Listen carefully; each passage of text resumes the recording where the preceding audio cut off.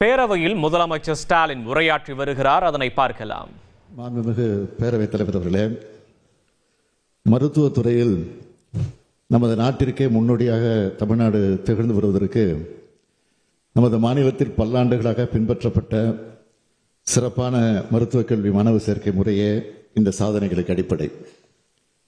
2006ஆம் ஆண்டில் மருத்துவம் உள்ளிட்ட அனைத்து தொழிற்பட்ட படிப்புகளுக்கான நுழைவுத் தேர்வை ரத்து செய்து பள்ளிகளில் 12 ஆண்டுகள் பயிலக்கூடிய பள்ளிக்கல்வி மதிப்பெண்களின் அடிப்படையில் சமூக நீதியையும் அனைத்து பிரிவு மாணவர்களுக்கு சம வாய்ப்பையும் உறுதி செய்யக்கூடிய முன்னோடி சேர்க்கை முறையை முத்தமிழறிஞர் கலைஞர் அவர்கள் உருவாக்கினார்.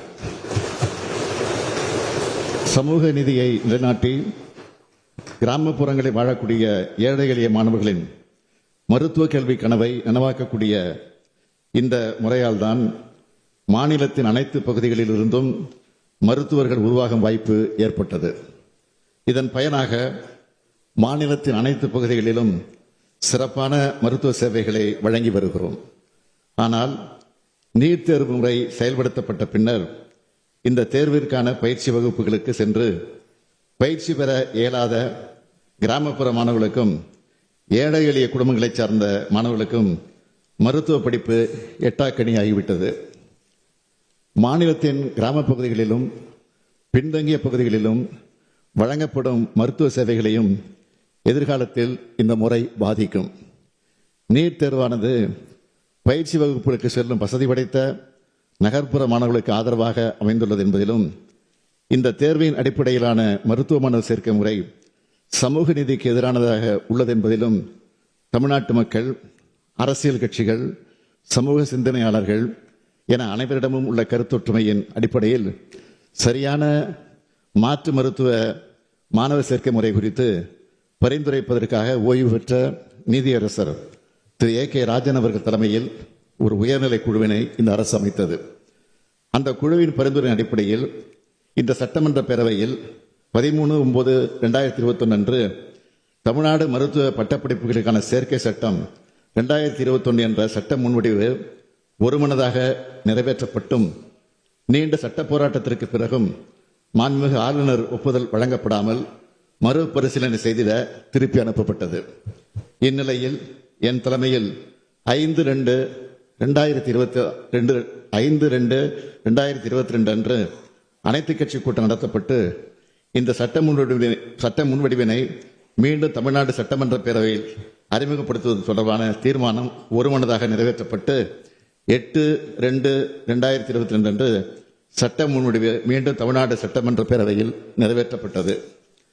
மாண்புமிகு ஆளுநர் மூலம் மாண்புமிகு குடியரசுத் தலைவரின் ஒப்புதலுக்காக ஒன்றிய அரசுக்கு அனுப்பப்பட்டது.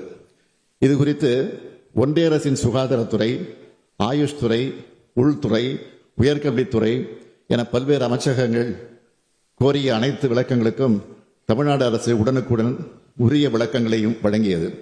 ஆனால் இவற்றையெல்லாம் ஏற்காமல் நமது மாணவர்களுக்கு பெரும் பேரடியாக ஒன்றிய அரசு நமது நீட் விளக்க சட்டத்திற்கு ஒப்புதலை மறுத்துள்ளது என்ற வருந்தத்தக்க செய்தியை இந்த பேரவையில் கனத்த இதயத்துடன் தெரிவித்துக் கொள்கிறேன்.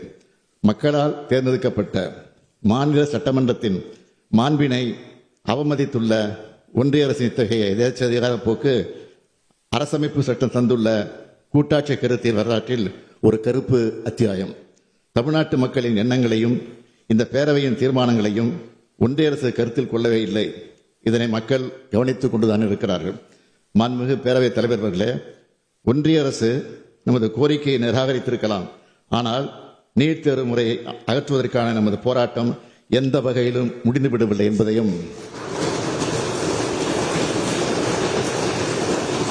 இந்த போராட்டத்தின் அடுத்த கட்டத்தில் நாம் எடுக்க வேண்டிய சட்டபூர்வமான நடவடிக்கைகள் குறித்து சட்ட வல்லுநர்களிடமும் கலந்து ஆலோசிக்கப்படும்.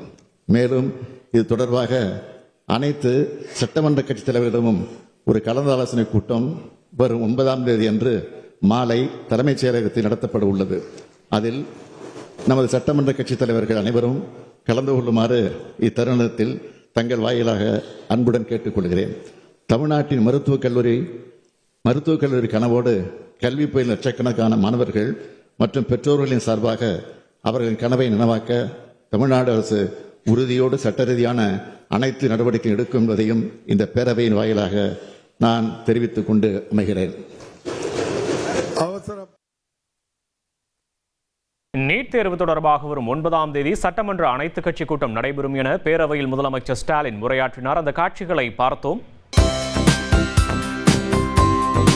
தந்தி டிவியை உங்கள் கேபிள் டிவி ஆபரேட்டரிடம் இலவசமாக கேட்டு பெறுங்கள்.